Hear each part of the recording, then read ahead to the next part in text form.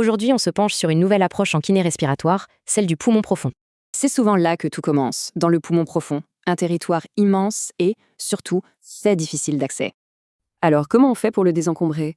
On a cru la réponse simple, mais c'est un vrai défi. Regardez la différence. Le poumon profond est immense comparé aux voies aériennes que les thérapies classiques visent. Jusqu'ici, la méthode classique, c'était simple. On forçait l'air à sortir. Le principe, c'est d'utiliser la force du souffle pour expulser le mucus vers l'extérieur. Le problème, c'est que ces techniques ont une limite. Elles sont surtout efficaces en haut et au milieu. En fait, le poumon profond et ses petites voies fragiles, ça ne marche pas avec ces méthodes. Il fallait donc changer de vision, passer de l'expiration forcée à une inspiration douce. Un des soucis majeurs avec un poumon malade, c'est que l'air ne va pas partout pareil. Quand on respire vite, c'est le chaos. Des zones sont à la traîne, d'autres se vident déjà.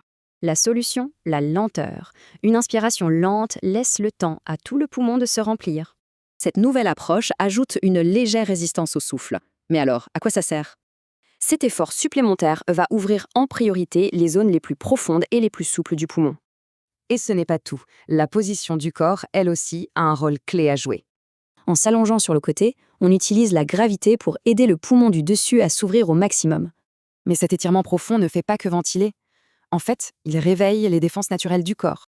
L'étirement va hydrater le mucus et produire un lubrifiant naturel. Ça aide à tout évacuer. En résumé, la technique est simple. C'est un trio. La position, la vitesse et la résistance. Et les résultats sont là. À l'écoute, on entend de nouveaux sons, des voies aériennes qui se rouvrent. Le changement est donc là. On ne force plus, on invite doucement le poumon profond à participer. Si on peut repenser une chose aussi simple que la respiration, imaginez le pouvoir caché dans nos autres gestes.